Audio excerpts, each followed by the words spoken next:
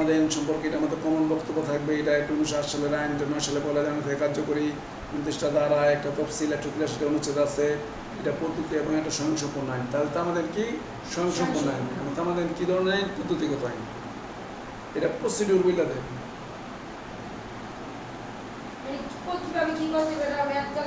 হ্যাঁ, পদ্ধতির আইন। ও কোনো ডিসিশন দিতে পারে না, পদ্ধতি বলে দেয়।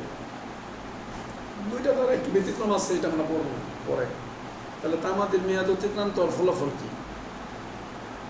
3 ধারায় বলা হয়েছে, দেখেন আমাকে কি বলা আছে। 3 ধারায় বলা হয়েছে, লাইনটা পড়েন, শুনে পড়েন। 3 ধারায় বলা হয়েছে 4 থেকে 25 ধারা অনুযায়ী প্রথম তফসিলে 4 থেকে 25 আছে না, আগে পুরনো গাড়ি ছিল 3 থেকে 25, এটা কাইটা বলা ঠিক কথা। 4 থেকে 25 বানাইছে।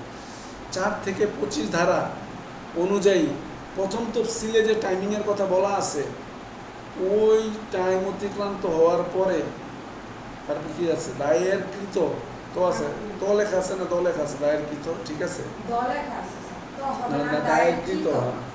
এই স্পেলিংটা ঠিক করে না এখন না, এটা দায়েরকৃত হবে। স্যার 3 ধারায় বলা আছে, এখানে তো লিখুন না স্যার, 4 ধারায় বলা আছে।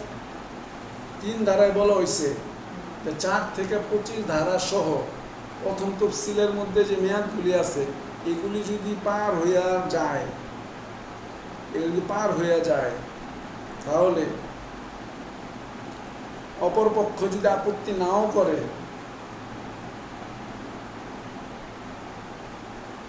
তাহলে বিরোধী পক্ষ আপত্তি না দিল মামলা খারিজ। প্রশ্ন হলো, স্যার আপনি যে বললেন কথার সাথে গাইডের কথা তো মিলে না। আমি যেটা বললাম এটা টু দি পয়েন্টের আইনের লাইন।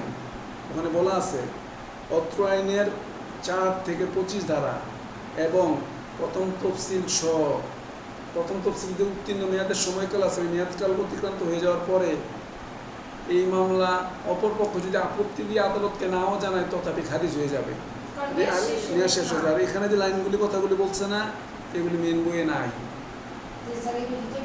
এটা অতিরিক্ত কথা। এগুলি জেনুইন কথা, কিন্তু এটা ব্যাখ্যার কথা, এটা মূল ধারার কথা না। কিন্তু যেই আপনি বলবেন ধারায় বলা আছে, তার মানে তো আপনি দিলে ধারার মধ্যে তো আপনার মন মতন সব কথা ঢুকাইতে পারেন না। কিন্তু এগুলি সত্য কথা, যা বলছে, যা লিখছে সত্য কথা মানে আছে, কিন্তু এই ধারার মধ্যে নাই, এটা ব্যাখ্যার মধ্যে আছে।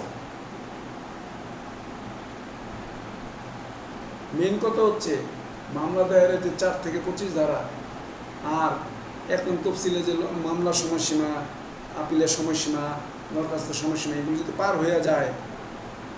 হয়ে যায়, তবে অপরপক্ষ বিবাদী পক্ষ যদি আদালতকে দেখায়ও না দেয় যে স্যার উনি যে মামলা করছেন, উনি যে দরখাস্ত করছেন, স্যার টাইম পার হয়ে আসছে, স্যার আপিল করছে, স্যার টাইম শেষ হয়ে আসছে, স্যার, এগুলো যদি নাও দেখায়, তাইলে আদালত যদি দেখতে পাই টাইম পার হয়ে গেছে, তাহলে আদালত খারিজ করে দেবে। সৎ কথা হচ্ছে টাইম পার হয়ে গেলে তামাদির মেয়াদ অতিক্রান্ত করলে মোকদ্দমার ফলাফল মানে মামলা খারিজ। টাইম পার হয়ে আসবেন। নর্মালি মামলায় কি হয়, অপরপক্ষ এসে আদালতে বলে স্যার এই মামলা চলবে না, এই মামলা তামাদের দোষে, এই মামলার এডজুডিকেটর দোষী, এই মামলা স্যার স্টোবেলের দোষী, এটা বলে। কিন্তু যদি তামাদের কথা নাও বলে, তথাপি যদি জজ সাহেব দেখতে পান আরে ও তো টাইম পার করে মামলা করছে, মামলা খারিজ। অর্থাৎ মেয়াদ পার করছেন, শেষ। মেয়াদ খুব সেন্সিটিভ।